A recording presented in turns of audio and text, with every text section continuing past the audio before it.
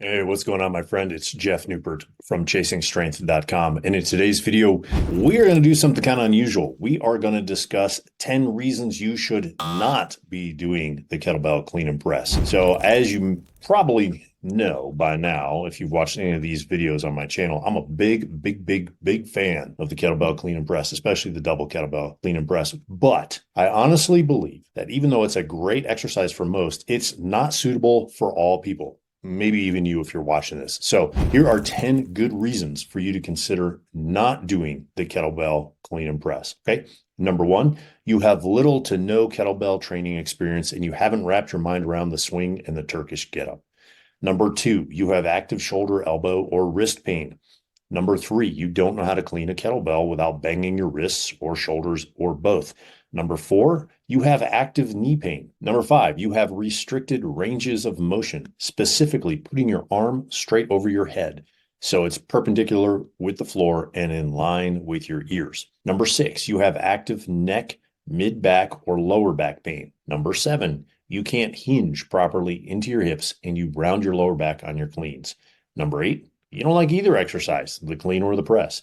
Number nine, you have active groin or hip pain. And number 10, you have some other health condition like a hernia that would either prohibit you from performing the clean and press or be exacerbated by doing it. So as you can see, all 10 are really good reasons for not doing the clean and press. And there are no joke reasons in there either. All right. So here's what I personally would do to fix those 10 issues so I could clean and press if I wanted to. First off, if you have active pain, go see a medical professional. Okay. Don't guess, just get yourself cleared. Okay. Get a diagnosis.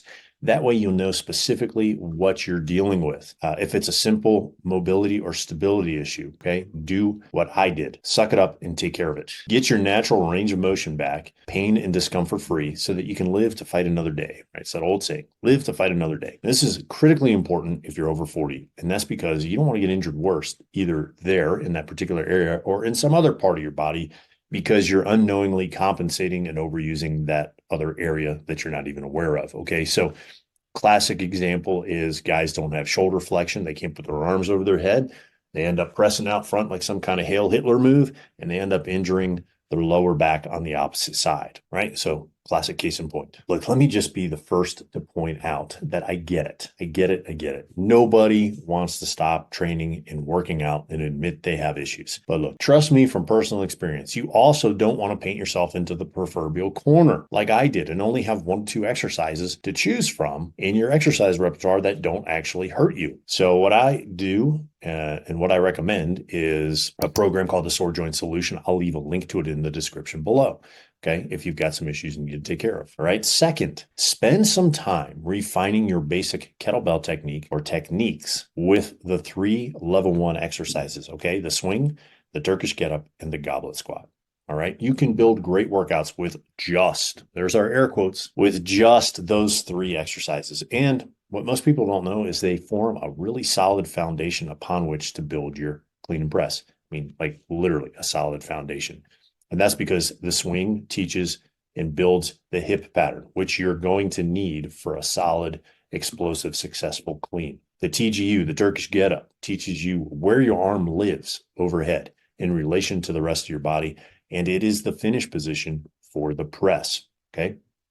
Both the swing and the TGU also teach you how to lock your rib cage to your pelvis, forming a strong pillar upon which to move the weight overhead safely so you don't hurt your lower back, right? I mean, what good is it if you're pressing a kettlebell over your head, but your lower back hurts? Okay, we want to avoid that at all costs. Now, the goblet squat actually teaches or reteaches or retrains you how to squat, which then in turn greases your hinge pattern, making it stronger and more fluid.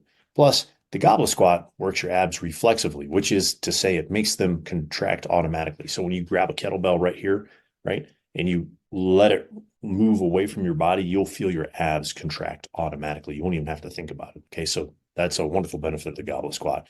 That in turn helps restore hip mobility, which many of us over 40 lose from doing what I'm doing right here, which is sitting in a chair. Now, third, once you have those nailed down, then build or rebuild your clean and press technique. Single clean and press first, then double. And yes, they are different. Okay. We'll put a link in the description below about the 5 levels of kettlebell training if you're not aware of them, and in what order and sequence to train those particular exercises, okay, and what the 5 levels comprise of. All right, now finally, assuming you actually want to use the clean and press, then get on a solid clean and press program, all right? Plan on training your clean and press 2 to 3 times a week on non-alternating days, like Monday, Wednesday, Friday, Tuesday, Thursday, Saturday, that sort of thing, okay? I personally always recommend that you start with a single kettlebell clean and press program because so many of us have strength imbalances and asymmetries from one side to the other, right? Which, so what I mean by that is like you can press 10 reps on your left hand, but only 4 on your right, right? We want to bring parity to that. Okay, so if you can press 10 on your left, you better be able to press 9 or more on your right. Okay, if not, you're going to set yourself up for an injury if you move to a pair of kettlebells and do the double kettlebell press. Okay, all right, I think that's pretty clear. Plus, let's talk about some other benefits of the singles. Okay, singles really beat the stuffing out of your obliques. Okay, since your obliques have to work extra hard to keep you from falling over. What I mean by that is if I put a kettlebell in this hand, okay, in order to keep my body from doing this and collapsing toward the kettlebell, my obliques on the opposite side have to contract in order to keep me upright. So hopefully this gives you some ideas and some clarity on whether or not the clean and press is for you, and whether or not, if it's not currently for you, what to do in order to make the kettlebell clean and press either single or double for you. Okay. Again, if you need the resources, I'll leave the links in the description below this video. Until next time, my friend, stay strong.